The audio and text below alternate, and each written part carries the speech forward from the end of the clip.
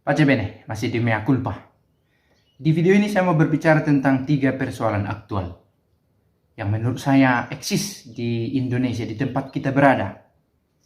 Saya sengaja buat judulnya agak ilmiah sedikit supaya terkesan berilmu.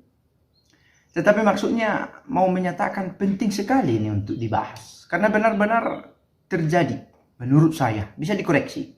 Berilah komentar bila dirasa kurang pas atau untuk mengafirmasi apa yang saya katakan. Yang pertama, soal apologetika yang irrelevan. Saya menemukan, dan kita juga mungkin melihat, ada banyak perbincangan tentang Tuhan, tentang Allah di antara orang Kristen sendiri, di media sosial, di forum-forum virtual. Oke, tanpa menutup kemungkinan bahwa ada pembicaraan lain yang lebih aktual, yang sesuai dengan zaman sekarang, masalah sekarang.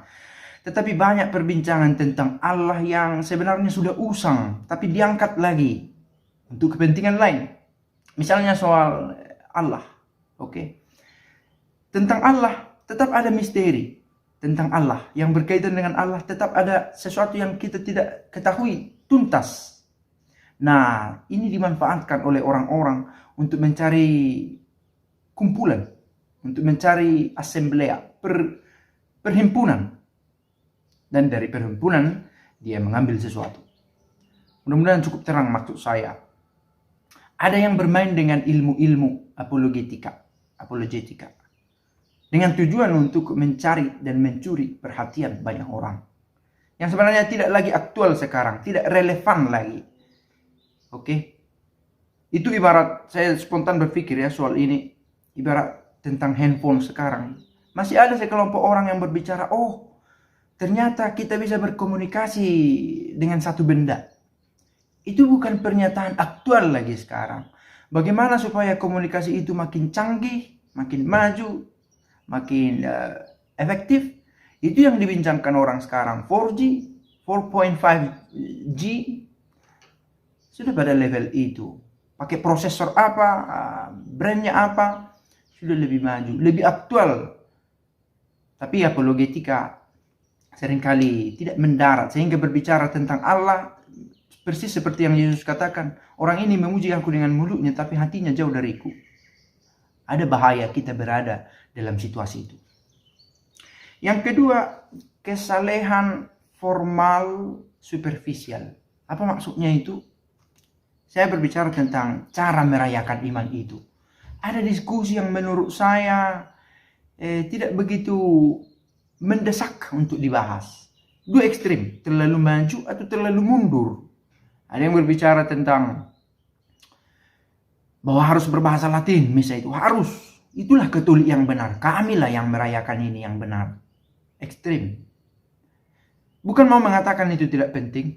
Itu juga termasuk bidang saya. Bahwa perayaan iman itu harus dirawat. Dan bahasa Latin bukan sesuatu yang buruk. Tetapi tidak bahasa Latin bukan berarti salah. Bahasa Indonesia, berbahasa Batak di kampung saya, dan lain. Dan lagi itu adalah superficial, di permukaan. Dan terlalu maju, terlalu banyak modifikasi personal, oke, di luar dari instruksi. Supaya yang penting semua tertarik, ini satu teknik marketingnya. Ya, yang penting semua mau datang, sehingga memodifikasi semua saja yang dianggap perlu menarik, sehingga kehilangan sakralitas, kekudusan perayaan. Ada bahaya ini. Dan dibangun di dalam kelompok-kelompok, menjadi sebuah movement dalam gereja yang tidak selalu sehat. Saya berbicara, syukurlah berada di sini membuat saya bisa bertemu dengan banyak orang. Saya berbicara dengan seorang kapusin ex-provincial di Pennsylvania, Amerika Serikat, dan dia berkata, saya bertanya, aktualkah? Masalahnya adalah negaramu sangat besar, sampai persoalan di negaramu sampai ke negara saya, dan menganggap itu persoalan global. Soal bagaimana orang Katolik memandang liturgi sekarang, paus sekarang, konsili Vatikan. Lalu dia bilang, tidak sebesar yang kita dengar persoalan itu. Saya bekerja di 2 paroki, katanya, kata pastor ini, setelah tidak lagi menjadi seorang provinsial. Dan movement itu bukan sesuatu yang benar-benar sebesar yang kita lihat di media-media. Bahwa ada sekelompok orang yang mencoba kembali ke tradisional Latin Mass dan yang lain. Tidak. Justru yang lebih mendesak sekarang adalah persoalan moralitas untuk mereka. Aborsi, pro-life, pro-choice, sangat aktual. Oke, itu persoalan yang kedua tadi. Kesalehan superficial, formal. Membahas liturgi, tapi tidak sampai pada apa efeknya mengenal Kristus dalam hidup saya. Oke, yang ketiga, inferioritas akut. Merasa kecil, merasa rendah, sehingga harus berusaha untuk menyucikan diri. Saya pikir adalah sebuah kesalehan untuk berusaha berdamai, hidup baik dengan semua orang dari semua lapisan agama. Tetapi melakukan semua cara supaya lebih aman, saya pikir tidak bisa juga dibenarkan. Oke? Dalam perayaan-perayaan agama orang lain, saya pikir kita perlu memberikan respect. Tetapi ada aksi-aksi yang menurut saya tidak begitu urgen untuk dibuat. Ada kesalehan lain yang lebih mendesak daripada berusaha menyatakan, hey, kami ini toleran. Toleransi itu kata yang bisa berbahaya bila dimengerti secara keliru.